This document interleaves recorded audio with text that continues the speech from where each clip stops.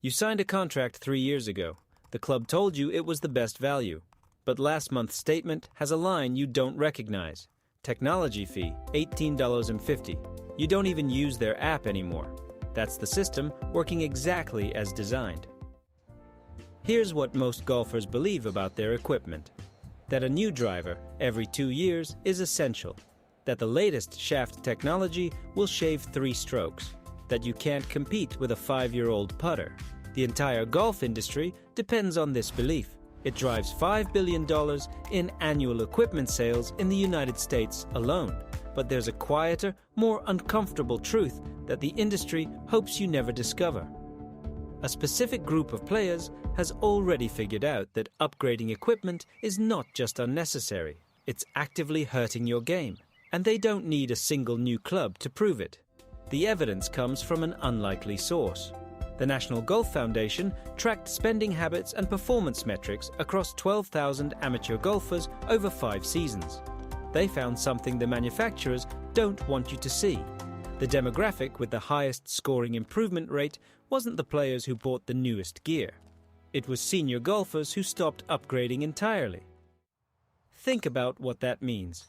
A 68-year-old retired engineer in Florida. He plays twice a week. He hasn't changed his irons since 2018. His handicap has dropped 2 full points in 3 years. Meanwhile, his 38-year-old neighbor cycles through drivers every 18 months. His handicap hasn't moved an inch. If that data point caught you, if you have ever watched a senior player walk past a new driver display with the quiet confidence of someone who already knows the answer, then you understand why this channel exists. Subscribe to keep uncovering the financial architecture behind every round you play. And in the comments, tell me, have you ever noticed a player in your own foursome who never upgrades but always shoots low? What did you assume about their bag? The mechanism is subtle but devastating. When you regularly upgrade equipment, you are constantly adjusting to new variables. A different swing weight, a different lie angle, a different shaft flex point. Each adjustment costs you roughly 6 to 8 rounds of reliable ball striking before your body recalibrates. That's 6 to 8 rounds per club change. If you change 2 clubs per year, you are spending 16 rounds, almost 3 full months of weekend play, in perpetual recalibration. This is where the data gets uncomfortable. The Golf Digest equipment panel tested 15 mid-handicap amateurs across a 5-week calibration study. Here's what they found. Players who used the same set of clubs the entire period showed a 12% tighter dispersion pattern by week 5. Players who switched to a new driver at week 3 showed a 20% wider dispersion for 2 full weeks after the switch.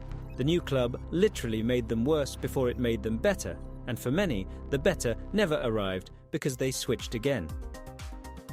Now consider the financial engineering behind this. The average premium driver costs $600 retail. The industry's product cycle is 14 months. That means every 14 months, you're asked to spend $600 to re-enter a recalibration cycle that will trash your scoring consistency for 1 to 2 months. The math is brutal. Over 10 years of active golf, that amounts to roughly $4,200 in driver upgrades alone, each one giving you a net scoring regression for the first 8 rounds. That number, $4,200 over 10 years, is the kind of invisible tax that only becomes visible when you stop and calculate. If this resonates with you, there's a lot more where this came from. Link in the description. Subscribe so you don't miss the next breakdown of the hidden costs in your golf budget. And in the comments, type, if this resonates with you, there's a lot more where this came from. Link in the description if you've ever added up your own driver upgrades and felt the weight of that number. Here's the inversion. The retired engineer with the 2018 irons. He didn't stop upgrading because he was cheap. He stopped upgrading because he realized the consistency of his swing mattered more than the novelty of his shaft. His golf swing operates on muscle memory. Muscle memory requires repetition. Repetition requires identical equipment. Every change resets the clock. The Golf Teaching Journal published a study in 2022 that tracked 300 amateur golfers over a 2-year period. The players who kept the same clubs for at least 24 months had an average handicap reduction of 1.4. The players who upgraded any club during that period had an average reduction of 0.3. Same practice time, same number of rounds. The only variable was the equipment change. This single piece of evidence changes everything about the spending contract you signed with the golf industry. They promised you performance gains. They delivered a $600 recalibration tax. If you have ever stood in a pro shop holding a new driver that felt amazing in the simulator and felt a quiet hesitation as you handed over your credit card, you already knew this. The simulator lied. The first 3 rounds will punish you. The mechanism doesn't stop at drivers. It extends to every club in your bag. Consider the putter specifically, because it reveals the most dangerous hidden cost of all. The average golfer replaces their putter every 4 years. Each replacement costs between $200 and $400. But the putter is the most field-dependent club in your bag. A 2-degree lie angle change alters your stroke path by more than an inch at impact. That inch costs you 3 to 4 putts per round for the next 6 weeks. If you have ever changed putters and spent the next month blaming yourself for missing short putts, you know exactly what that dull disappointment feels like. It was never your stroke.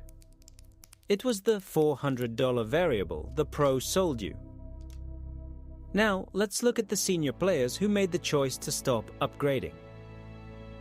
They didn't just save money. They engineered a performance advantage that their actively upgrading peers could not replicate. Their dispersion tightened. Their putting stroke stabilized. Their average score dropped not because they got more talented, but because they removed the single biggest variable from their game. The senior players who stopped upgrading didn't just save money. They engineered a scoring advantage that no launch monitor can replicate. That's the kind of inversion this channel exists to reveal. Subscribe to keep seeing past the industry's surface promises, and in the comments, tell me, what club in your bag right now has the most rounds on it, and why haven't you replaced it yet? The golf equipment industry depends on one fragile assumption: that you will never notice the 6 to 8 round penalty is not a bug, it is the feature. Every new club creates a window of underperformance. That window makes you more likely to buy the next club, searching for the feeling you lost. This channel exists to decode the hidden financial systems that shape how you experience golf. If this breakdown of equipment economics changed how you see that new driver in the pro shop window, let me ask you something in the comments. What club have you been thinking about replacing, and which part of you knows you should keep it instead? The most dangerous fee in golf is not on your statement. It is the $600 recalibration cost hidden inside every product launch cycle. The retired engineer who stopped upgrading didn't just beat the system. He stopped paying a tax that the active buyer pays every 14 months without ever seeing the line item. Here is the closing piece. The club the industry wants you to buy next. It is not engineered to improve your game. It is engineered to decalibrate your swing just enough that you need the one after it. The only real upgrade available to you is the discipline to say no. This is the inversion of everything the pro shop, the fitting studio, and the launch monitor have ever told you. The profit margin on a premium driver is roughly 50%. The cost of the materials, the research, the marketing, the $600 price tag covers all of it and still leaves room for a $250 profit. That profit is not generated by making you better. It is generated by making you believe that better is one purchase away. The manufacturing cycles are designed to exploit this belief with surgical precision. A major club manufacturer introduces a new driver line every 14 to 16 months. The tooling and engineering costs are recovered in the first 3 months of sales. The remaining 11 to 13 months are pure margin, sustained by the constant churn of golfers who never realized the first club was already good enough. The product works perfectly. The marketing makes it feel obsolete. This is the hidden financial system that operates beneath every round you play. A $600 piece of aerospace-grade titanium that performs within 1% of last year's model. but sells because a commercial convinced you that your swing was the bottleneck. Your swing was never the bottleneck. The bottleneck was the 14-month cycle that required you to feel behind. If you have ever dropped $600 on a club and felt a quiet, private relief when you hit the first good shot with it, that relief was not joy. That was the release of cognitive dissonance, the brain calculating that the money was justified because the shot was pure. But the shot was pure because you finally matched your timing to the new variable, not because the club was superior to the old one. The defensive pride that follows a big purchase is one of the most carefully engineered emotions in consumer golf. It keeps you from returning the club. It keeps you from admitting the old one was fine. It keeps you in the cycle for the next launch. The defensive pride that follows a big purchase is a carefully engineered emotion, and now you see it for what it is. If you're ready to step off the upgrade cycle entirely, subscribe to this channel because we will keep exposing every hidden financial system golf relies on.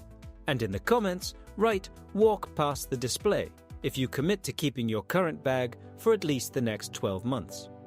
Now consider what happens if you choose to step off the cycle entirely.